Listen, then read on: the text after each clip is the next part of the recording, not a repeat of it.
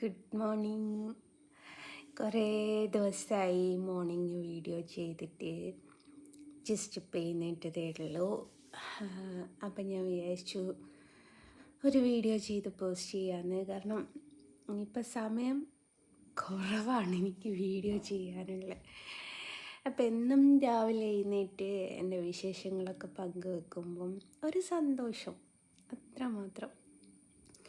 അപ്പോൾ രാവിലെയൊക്കെ നല്ല മഴയായിരുന്നു. അപ്പം മഴ ആയാൽ നിങ്ങൾക്ക് അറിയാമല്ലോ, എഴുന്നേൽക്കാനുള്ള ചെറിയൊരു മടി, ആ മടി എനിക്കും ഉണ്ടായിരുന്നു. അങ്ങനെ എഴുന്നേറ്റില്ല. സമയം 10 മണിയോ 10:30 എങ്ങാണ്ടായി.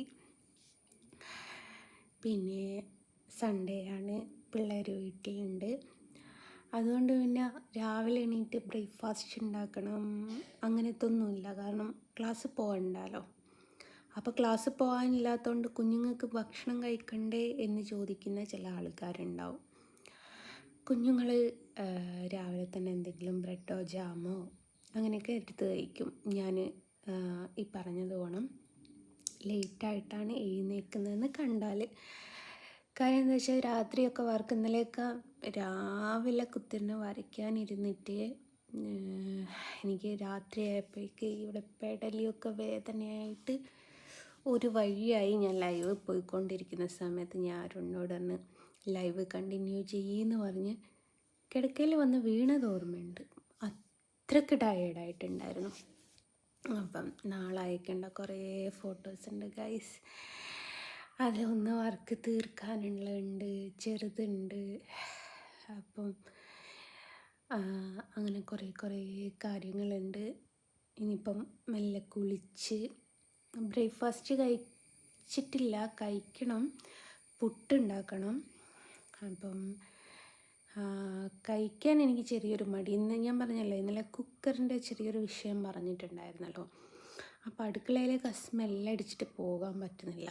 ഒന്നെങ്കിൽ ഫുഡ് പുറത്തുനിന്ന് മേടിക്കണം.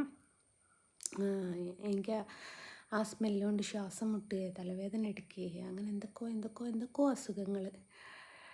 എന്തോ ഭാഗ്യം, ആരുടെയോ ഭാഗ്യം. എനിക്കെന്ത് വേണേലും പറ്റിക്കോട്ടെ, പക്ഷെ പിള്ളേർക്ക് പറ്റുന്ന, ഞാൻ എപ്പോഴും വിചാരിക്കും പിള്ളേർക്ക് അത്രമേൽ ദൃഷ്ടിദോഷങ്ങളുണ്ട്. കാരണം നമ്മൾ പറയാറില്ലേ, ചില സ്ത്രീകളുടെ കണ്ണ് കുടുങ്ങുന്നു. അപ്പോൾ കുഞ്ഞുങ്ങളുടെ വില അറിയാതെ ജീവിക്കുന്ന ഒരു സ്ത്രീ ഉണ്ട്. അപ്പോൾ ആ സ്ത്രീയുടെയൊക്കെ കണ്ണ് ദൃഷ്ടി എന്തായാലും എൻ്റെ മക്കൾക്ക് വലിക്കും. കാരണം തനിക്കില്ലാത്തത് മറ്റൊരാൾക്ക് ഉണ്ട് എന്ന് കാണുമ്പോൾ ഉണ്ടാകുന്നൊരു കുശുമ്പുണ്ടല്ലോ, അത് ആ സ്ത്രീക്ക് നല്ലോണം ഉള്ളതാണ്.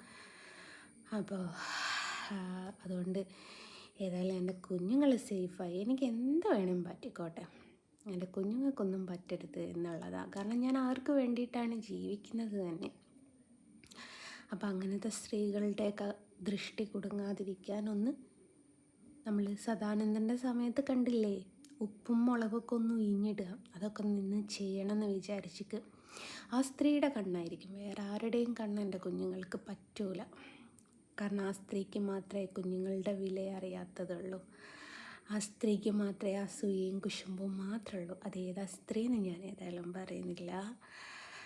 അപ്പം അങ്ങനെയാണ്.